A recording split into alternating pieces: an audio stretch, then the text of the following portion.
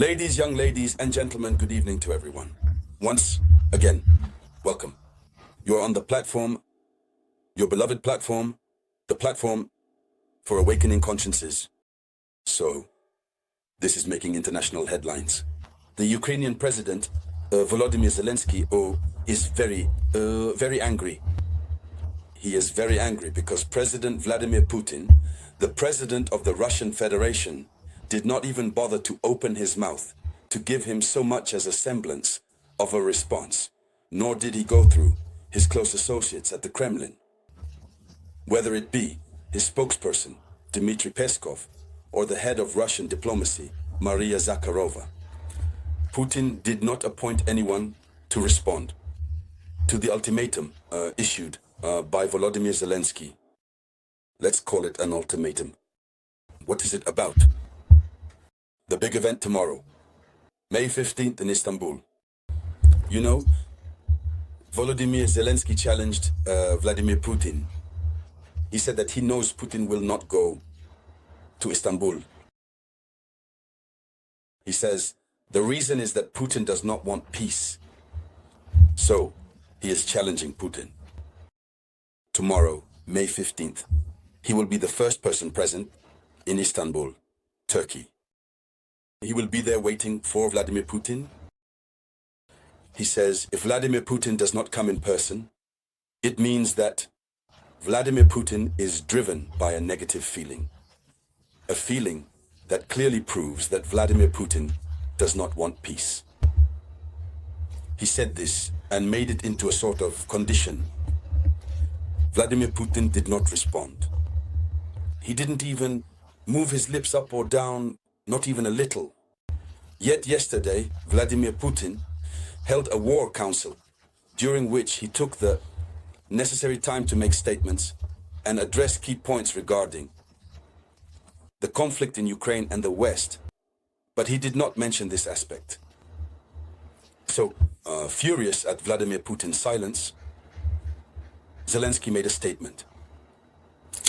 And alongside Zelensky's statement, we have Emmanuel Macron, who, since last night, has made a sensational and dangerous declaration.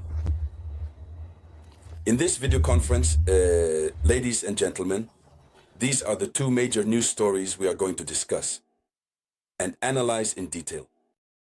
But before we continue, I humbly ask you to share the video conference. It needs to be shared as much as possible. Share it in every group you can. But above all, give it lots of likes. That gives the video conference more visibility and encourages me. So, lots of likes and lots of comments. Leave your opinion in the comments. If you don't have a particular opinion, just leave a comment. Hello, Samurai.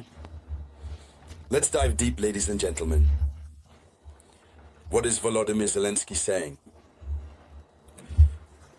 The Ukrainian President Volodymyr Zelensky, according to official information, has just reiterated his statements that Putin is afraid. He says that Putin is afraid of a direct discussion with him. He says Putin doesn't dare. Putin is afraid of a direct discussion with him. He says that's the reason why Putin doesn't want peace. Putin doesn't want peace because he doesn't want a direct discussion with him. He claims that Putin will be absent tomorrow. He acts as if he's some kind of scholar. He speaks as if he were a prophet who had already seen everything before it happened. Yet we know very well that Vladimir Putin has always said he couldn't sit at the same table as him.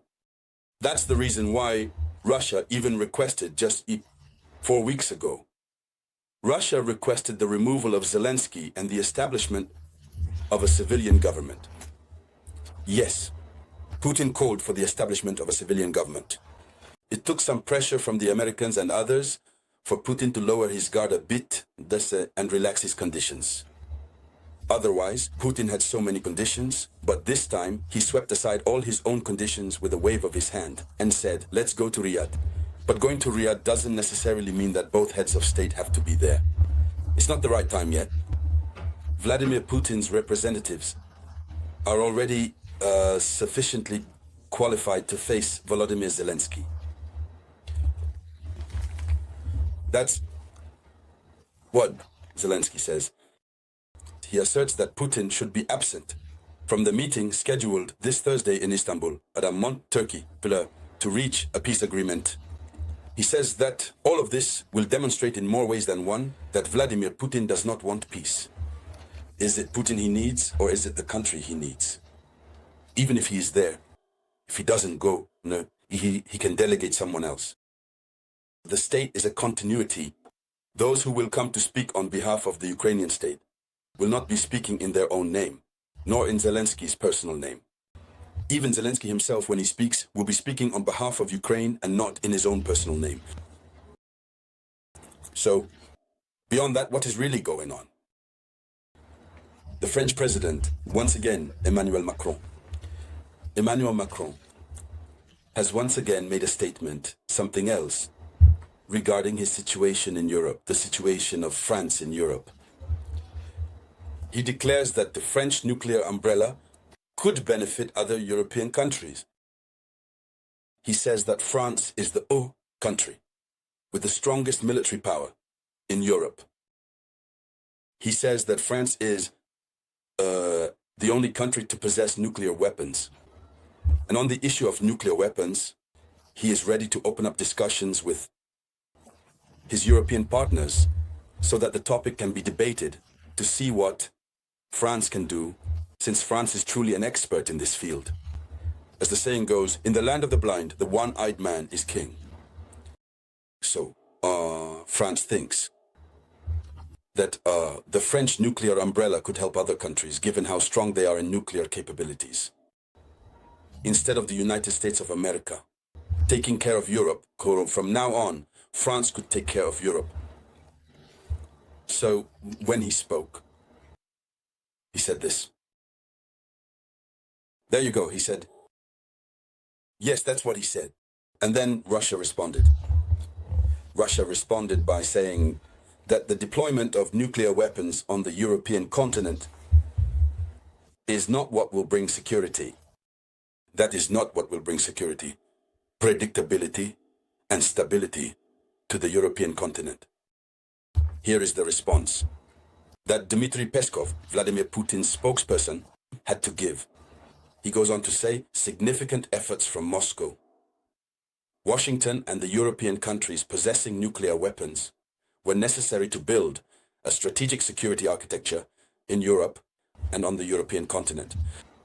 So, in light of this second piece of news, what needs to be said is that France, which had taken the initiative to try to make European countries independent, its initiative is still a provocative one, coupled with amateurism and ignorance.